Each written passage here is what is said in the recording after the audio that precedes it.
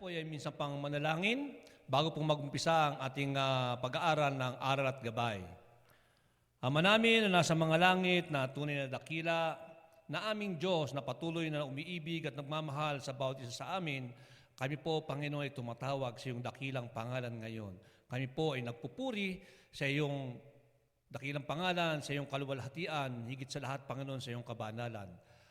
Sa aming pag-aaral ng mga salita, Panginoon, sa gabing ito, sa pagitan ng aming tagapangaral na si Brother Gilbert, Panginoon, ikaw po ang magbigay sa kanya ng kaalaman. Dalangin na yung Panginoon ay ang mga lalabas sa kanyang bibig ay ito'y sa iyong kagustuhan lamang, Panginoon. Bigyan mo siya ng kaalaman, talino na siyang gagamitin niya, Panginoon, sa kanyang pag-share ng iyong mga salita. Panginoon, kaming mga nanonood sa online na devotion na ito, Panginoon, tulungan mo kami na maunawaang mabuti, tulungan mo kami, Panginoon, na maintindihan namin ang iyong mga salita. Higit sa lahat, Panginoon, at naway hidalangin namin na ito'y magbigay ng pagtatama sa aming mga kamalian na siyang aming gagamitin, Panginoon, sa araw-araw ng aming buhay dito sa ibabaw ng lupa. Patuloy, Panginoon, ang aming panalangin na ikaw lamang ang madakila at maitaas sa gabing ito. Ito po ang samot dalangin sa matamis at dakilang pangalan lamang na yung Panginoon na si Kristo Jesus. Amen.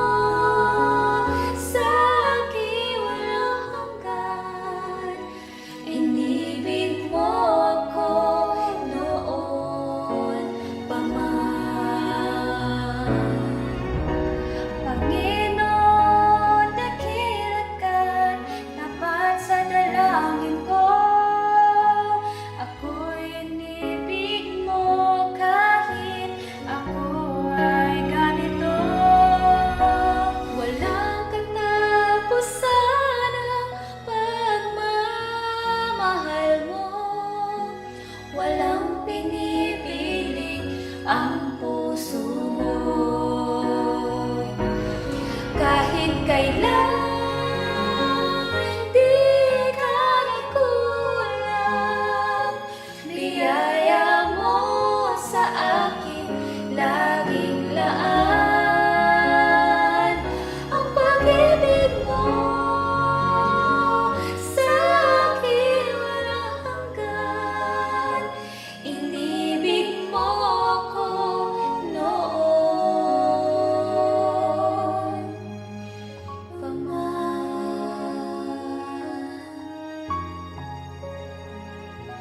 Inibig mo ako noon pa man.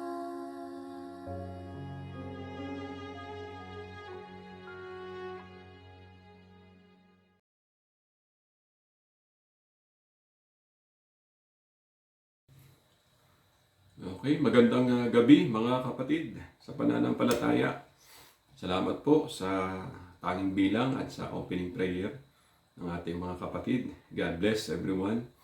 Welcome po ang bawat isa po sa ating programang Aral at Gabay.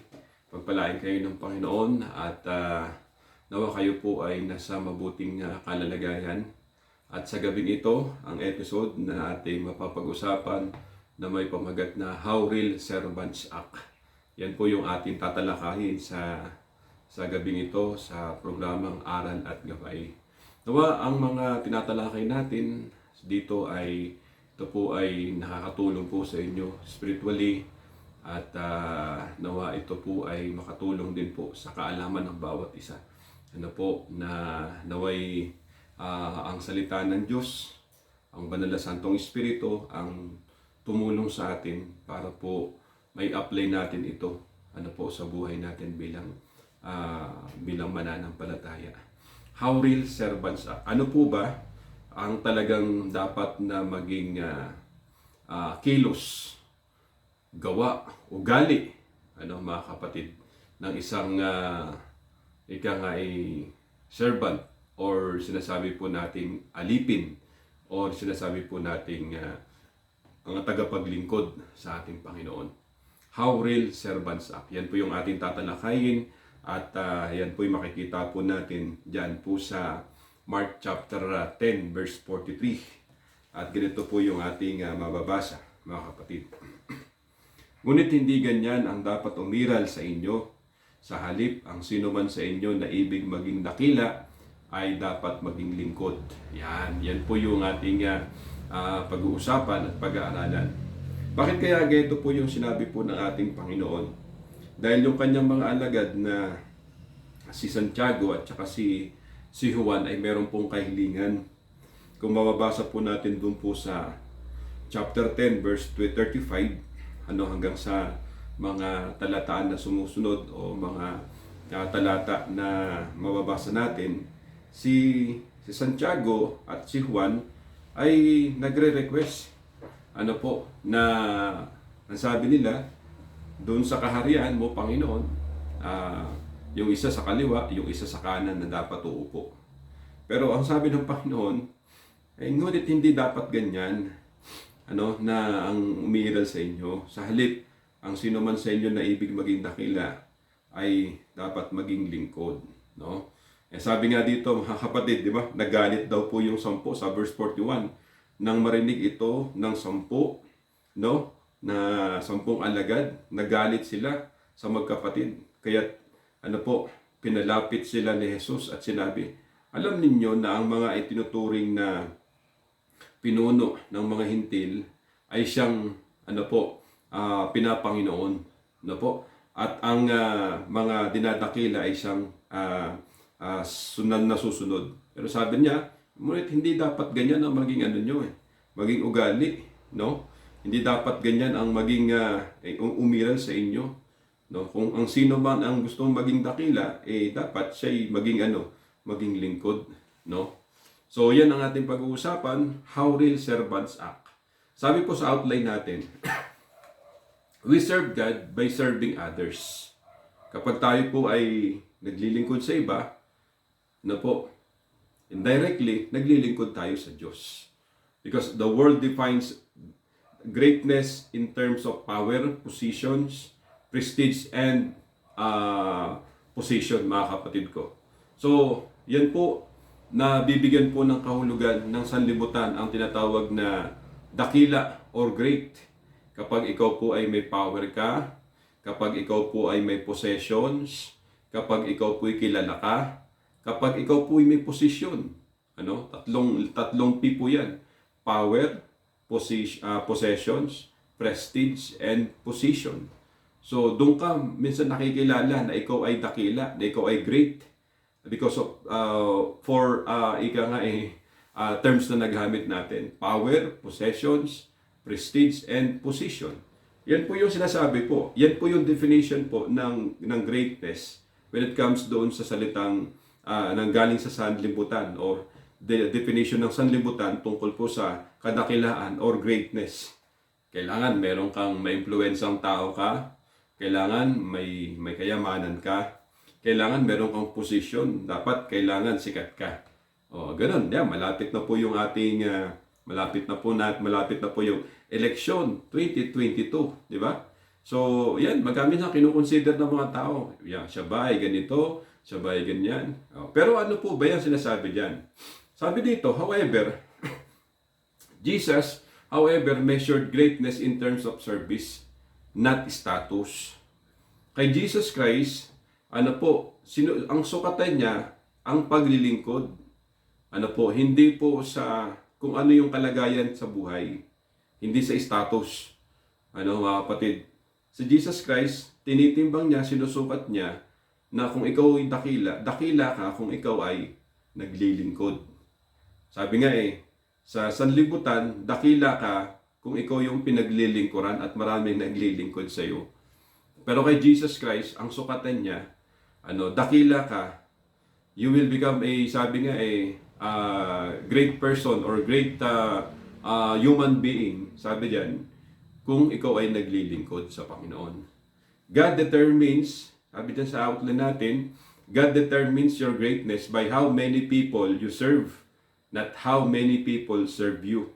O yan po yun. Sabi po, nadidetermina ng Panginoon ang kadakilaan ng isang tao kung gaano siya naglilingkod sa marami kaysa yung marami ang naglilingkod sa kanya.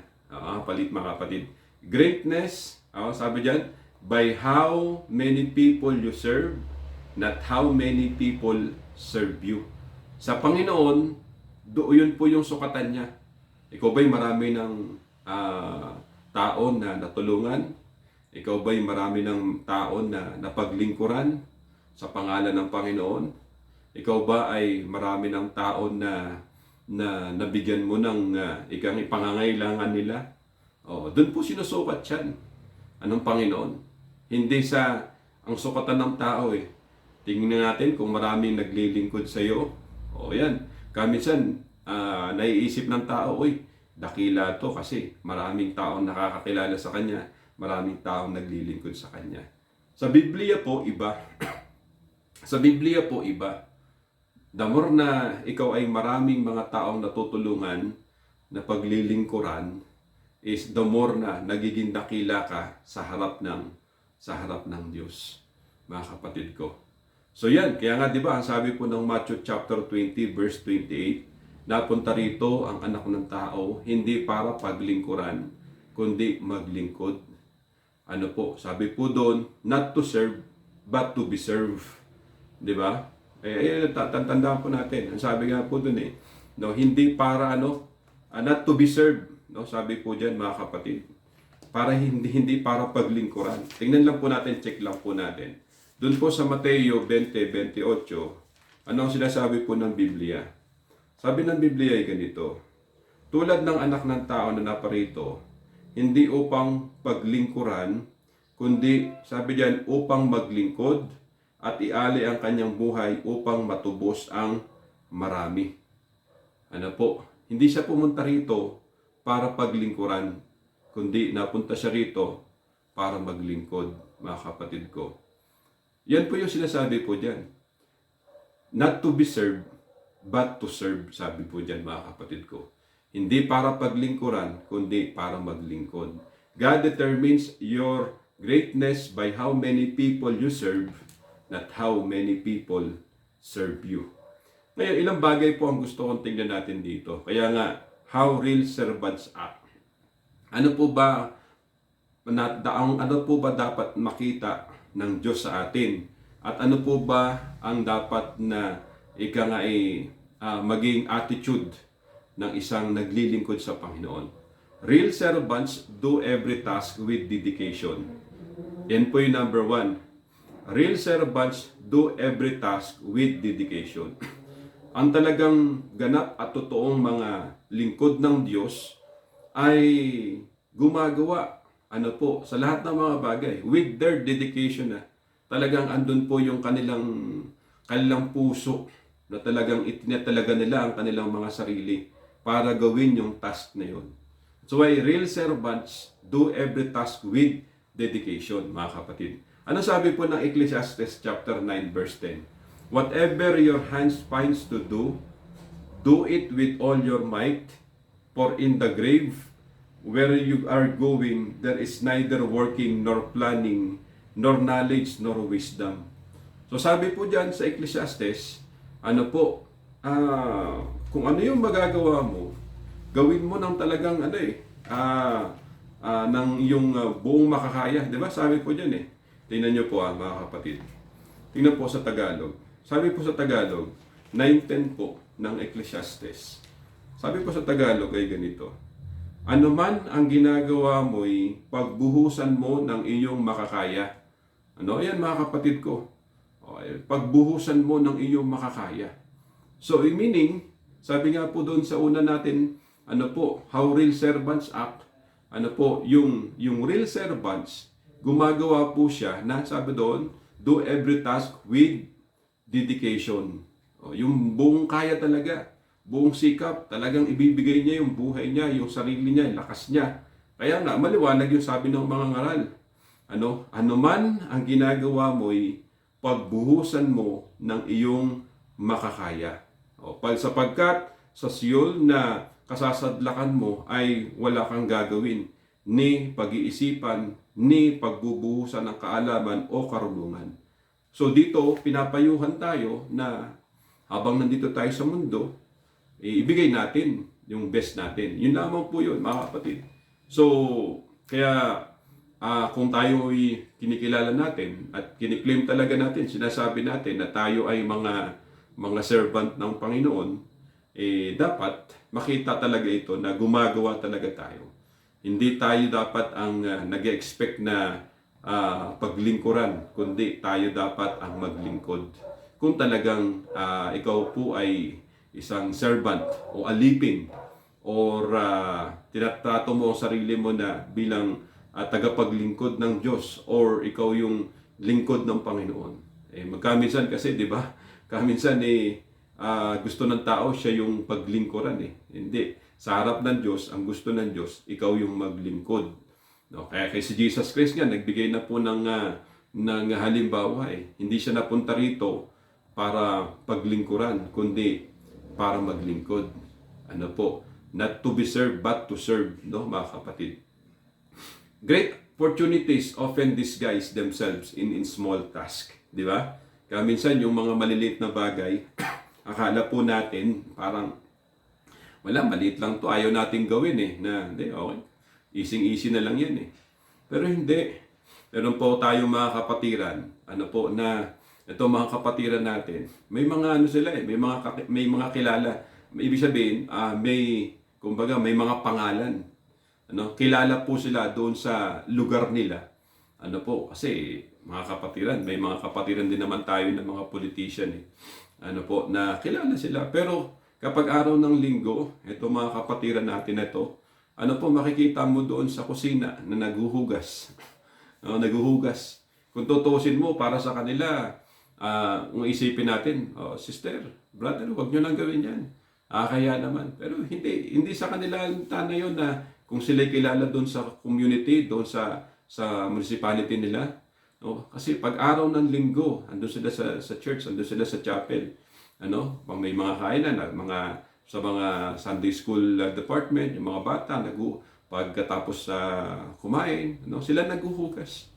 mga kapatid. Pero paglabas nila ng sanlibutan, ano po, sila yung pinagsisilbihan. Pinagtitimpla sila ng kape, ano po, pinaglilinis, o ibig sabihin, lilinisan yung mga bahay nila, opisina nila, ano. Pero sa church, sabi niya, hindi, ako maglilingkod. At doon din sa lugar na kung saan ay kilala sila.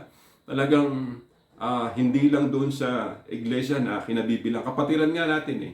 Hindi lang sa iglesia na kinabibilangan nila na sila po'y naglilingkod. Kundi pati sa labas, sa palengke, nag-ano sila, naglilinis. So ang ibig ko sabihin, great opportunities often disguise themselves in small tasks. Ano mo mga kapatid, wag natin isipin, maliit lang na bagay, wag natin gawin. Hindi ako hindi ako, kumbaga, hindi ako fit dyan dahil, marami akong ginagawa Ay, hindi po ganun. Kaya yun, how real servants act. So, kailangan with dedication.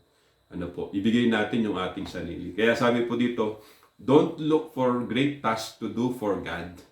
Wag natin maliwanag eh.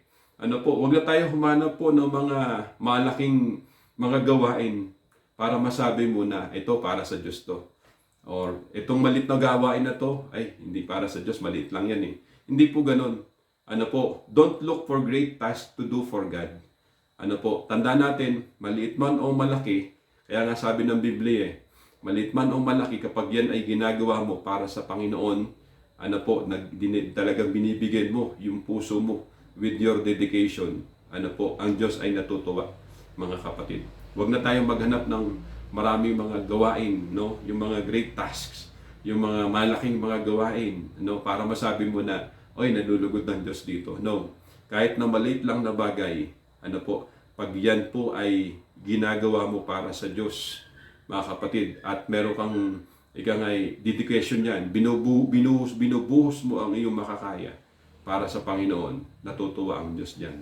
Ang sabi po ng Colossians chapter 3 verse 23, whatever you do, work at it with all your heart as working for the Lord, not for men.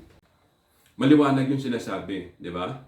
Whatever you do, work at it with all your heart as working for the Lord, not for men. Sabi po ng isang quotation, use your strength, your passion, and your dedication.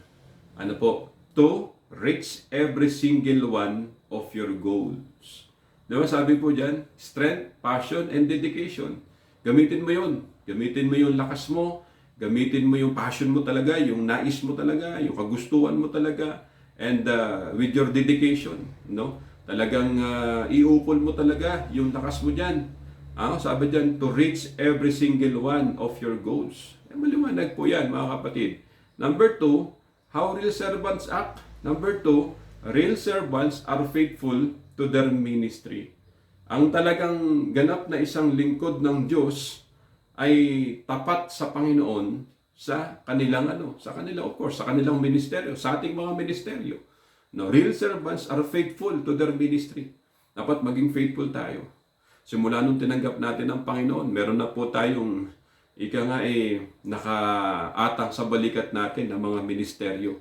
Sa loob ng iglesia, lahat tayo may mga ministeryo po. Because ang sabi po dyan, servants finish their task, fulfill their responsibilities, keep their promises, and complete their commitments. Yan po yan. Ang sabi ng Kawikaan, no? Chapter 20 verse 6, sinasabi ng bawat isa na siya ay tapat, ngunit kahit kanino sa kanila'y hindi ka nakatitiyak. Mga kapatid. So dapat talaga makita talaga yan sa buhay natin. Kasi marami naman pwede magsabi na tapat siya eh. Pero pag sa buhay na hindi na makita na tapat talaga siya. Because sabi diyan, faithful servants never retire. No, faithful servants never retire, 'di ba? Kaya dapat maging faithful tayo sa mga ministry po natin. Natutuwa ako sa mga kapatid natin, mga maedad na mga tagapangaral. Na hanggang ngayon nandiyan pa rin sila, nangangaral pa rin. Kaya tama naman, no, mga kapatid. Faithful servants never retire. Hindi po nagre-retiro ang mga faithful servants. Wala pong retirement ang lilingkod sa Diyos eh. Ang retirement natin kapag yung namatay na tayo, wala na. Kasi doon na talaga ang buhay. Mga kapatid, yun na talaga ang ending. Pero for as long as na meron ka pang lakas, meron kang ika nga magagawa para sa Panginoon, ano po, sabi nga you have to be faithful with your ministry. Kailangan mo maging faithful ka sa iyong ministeryo para sa Panginoon. Because faithful servants are, sabi nga, never retire. Hindi po nagre-retiro. You can retire from your career, but you will never retire from serving God. Sa trabaho natin, di ba? Pag halimbawa, pumata ka na ng 60 years old, sa mga nagtatrabaho sa mga government o kung saan man, mga kapatid, pag pumata ka ng 60 years old, pwede ka na magretiro. Di ba? Pwede mo na enjoy yung mga monthly mo, di ba? Pension mo, o kung meron man. Kapatid. Pero, pag sa paglilingkod sa Panginoon, hindi tayo pwede magretiro. But you will never retire from serving God. Yan po yung mga kapatid. Kaya, dito makikita po natin, ano ba ang dapat na maging ugali ng isang servant. Ay, sabi nga po dyan, faithful servant, kailangan maging faithful tayo sa ating mga ministeryo. Tapat tayo kasi yan po yung pinagkatiwala sa atin ng Panginoon. Hindi ba yung parable of the talents? Yung tatlo, pinagkatiwalaan yung isa ng 5, yung isa 2, yung isa 1. Ano po, alam naman po natin ang kwento po dyan. Yung 5, tumubo ng 5. Yung 2, tumubo ng 2. Yung isa, wala. Ano po, ang ginawa niya, binaon. Kaya sabi ko kanina, kahit na maliit lang na bagay, kapag nilagyan po natin ng dedikasyon, talagang minahal natin, inayos natin, ano po, yan ay pwedeng lumaki, pwedeng lumago. Pero kung hindi natin iisipin po at kung hindi natin iisipin na yan ay para sa Panginoon at gusto mo lamang, ikaw lang ang sumikat, ikaw lang ang gusto mong ma-please o ikaw lang ang gusto mong makilala. Hindi ako makikilala dito kasi maliit lang to eh. Hindi. Anong mangyayari po? Sa lalaki na pinagkatiwalaan ng isa, siguro inisip niya, paano, anong mangyayari dito? Wala, hindi ako unlad dito. Isang talento lang yung pinagkatiwala sa akin. Natakot siya ngayon. Inanin niya sa lupa. Nung pagdating ng accountability, ano pong nangyari? Anong sagot ng master doon sa 2? Good and faithful servant. Di ba? Yun ang sagot eh. Pero sa kanya, sabi nung ikaw, wicked ka, masama ka. Nagbigay ako sa iyo, pinagkatiwalaan ka. Tapos hindi mo naman ginamit.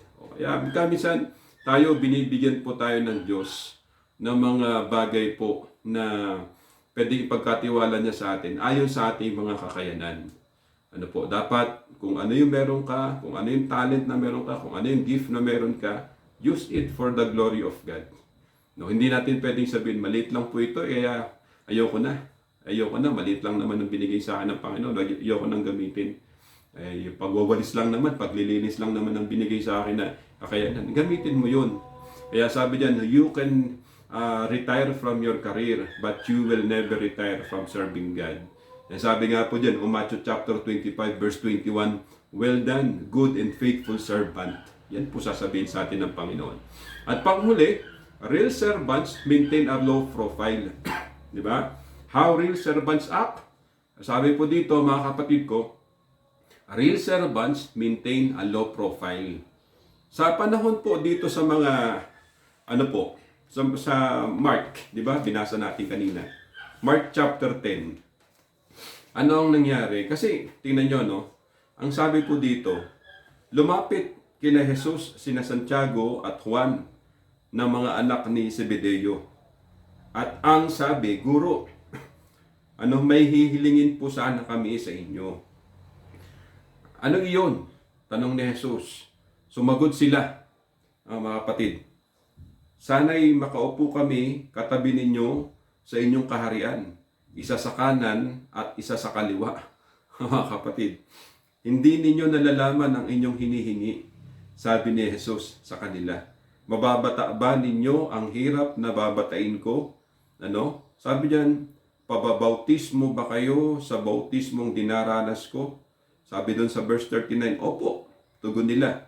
Sinabi ni Jesus, ang hirap na babatain ko'y babatayin nga ninyo at kayo'y babautismohan sa bautismong daranasin ko.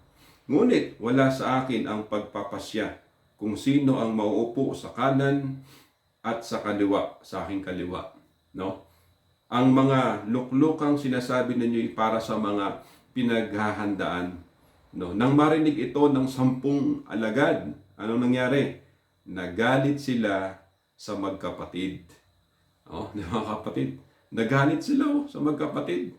Yung 10 alagad, nagalit sila dun sa 2 magkapatid. Bakit? Kasi, siyempre, kasama din naman yung 10 pero ang lakas ng loob nila na na-request nila na sa kanila kami. Tandaan po natin, kaya yung number 1 at number 3 natin, how real servants act. Real servants maintain a low profile. Low profile, dapat mababa lang. Dapat andun po yung humbleness, andun po yung humility. Yan po mga kapatid. Servants don't promote or call attention to themselves. Di ba? Sila mismo, nagpo-promote na sila ng sarili nila. Bagaman, request lang. No?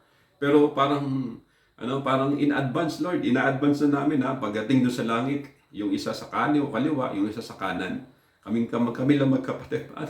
Paano yung 10? Saan mo ilalagay?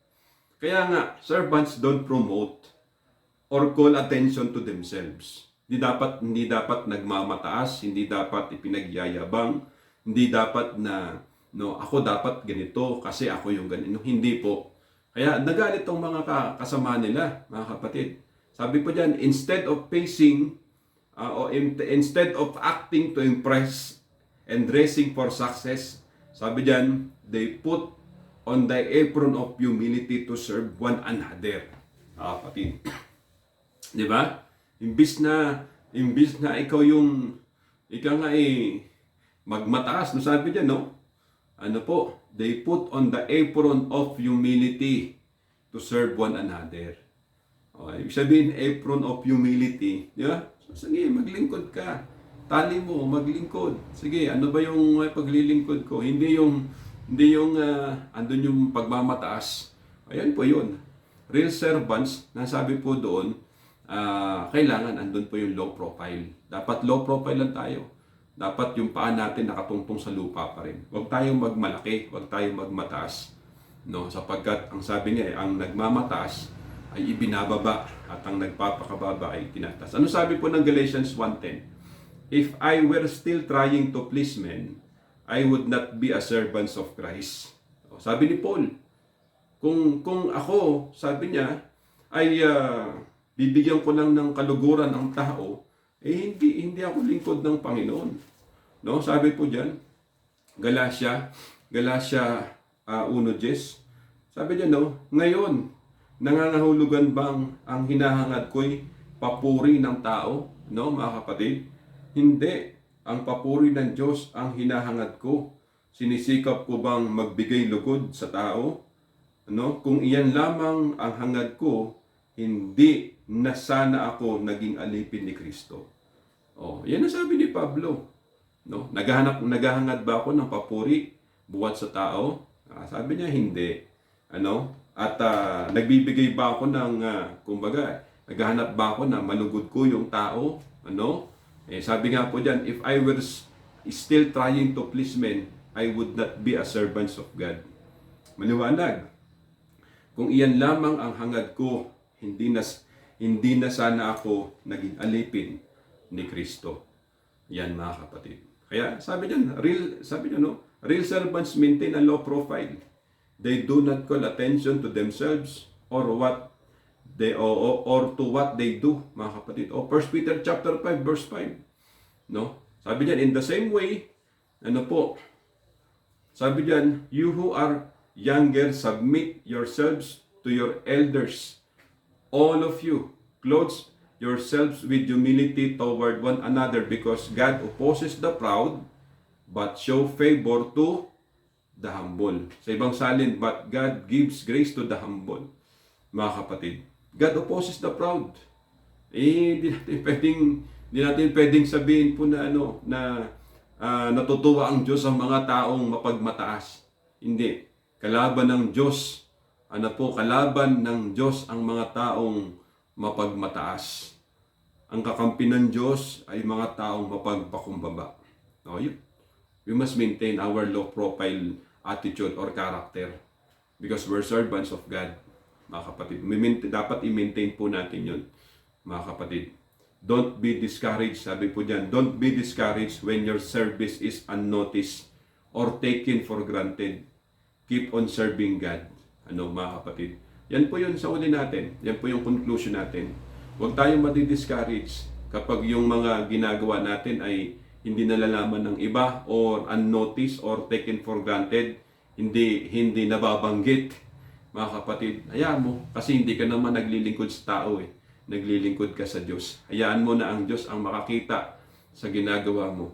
No? Sabi po nga, mga kapatid, don't be discouraged when your service is unnoticed or taken for granted. Keep on serving God. Yan, mga kapatid, ang ating pinag-usapan, mga kapatid. 3 bagay po yan, mga kapatid ko, na bilang mga lingkod ng Panginoon, bilang mga alagad ng Panginoon, how real servants act, mga kapatid ko. Number 1, real servants do every task with dedication. Ano? Do every task with dedication. Ano pa? Number 2 natin, real servants, mga kapatid ko, are faithful to their ministry. Dapat maging faithful tayo sa ministry po natin. Ando na po yung dedikasyon natin at dapat maging faithful tayo sa ginagawa natin. Ano po? At yung panghuli, real servants maintain a low profile. Dapat andun po, wag nating ipagmamayabang na mas magaling ka kay ganito, mas mahusay ka kay sa kanya. No, dapat maintain natin yung pagiging low profile because after all, ang pinaglilingkuran natin hindi tao, kundi ang Diyos. Ang Diyos ang magtataas, ang Diyos ang magbibigay sa atin ng credit at ang magbibigay sa atin ng balik na sasabihin sa iyo ng Panginoon, good and faithful servant. Kaya kapag tayo naglilingkod sa Panginoon, mga kapatid, huwag nating isipin po na parang walang paroroonan yung ginagawa natin. Hindi po. Ang sabi ng 1 Corinthians chapter 15 verse 58, maliwanag ang sinasabi po ng Korinto. No, sabi po ng Biblia 15:58, kaya nga mga kapatid, magpakatatag kayo at huwag matitinag, magpakasipag kayo sa gawain para sa Panginoon, yamang alam ninyo na di nasasayang ang inyong pagpapagal para sa Kanya. Hindi nasasayang yan para sa Panginoon. Kaya nga, don't be discouraged when your service is unnoticed or taken for granted. Just keep on serving God. Yan po yung ating tinalakay, mga kapatid ko. How real servants act. Ikaw po, paano ka ba kumilos bilang alipin, bilang alagad ng Panginoon? Kung sinasabi mo na ikaw ay naglilingkod sa Diyos, paano ka ba naglilingkod sa Kanya? So tinuro sa atin ang 3 bagay. Una, dapat meron tayong dedikasyon sa mga ginagawa natin. Pangalawa, dapat po maging faithful tayo sa ministry po natin. Pangatlo, dapat yung low profile po natin. Ibaba natin yung ating sarili. Sapagkat si Jesus Christ mismo, napunta siya rito hindi para paglingkuran, kundi para maglingkod at maligtas ang marami. Purihin ang Panginoon, mga kapatid. How real servants act. Yan po yung ating pinag-usapan sa umagang ito, mga kapatid. God bless everyone at salamat po sa inyong pagtangkilik sa ating aral at gabay. Pagpalain po kayo at naway patuloy tayong mag-aral at kung meron po kayong mga tanong, meron kayong gustong pag-usapan natin, mangyari po na message nyo lang po ako, magbigay lang po kayo ng suggestion, para po sa mga susunod na episode, yan po yung ating tatalakayin. Okay? God bless everyone at dako po tayo sa ating closing prayer. Dakilan namin Diyos, muli kami nagpapasamat sa gabing ito. Muli kami nagpapasamat sa aming napakinggan na mensahe. Sana po sa aming mga napakinggan, kayo po sana ang magbigay ng blessing sa bawat isa sa amin at sa mga nakikinig, Panginoon, sana po may napul silang aral sa aming pinag-aralan sa gabing ito. Ito po ang aming dalangin sa tanging pangalan ni Jesus. Amen.